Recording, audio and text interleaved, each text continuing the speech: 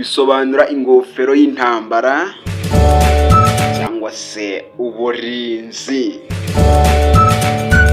Bityo rero William bisobanura ko aba ari umuntu ufite ubushake bukomeye bwo kurinda cyangwa se intwari ifite intego n'uburinzi. Ni izina ryamamaye cyane mu mateka, cyane kubera William the Conqueror wabaye umwami w'Ubwongereza mu kinyejana cya 11.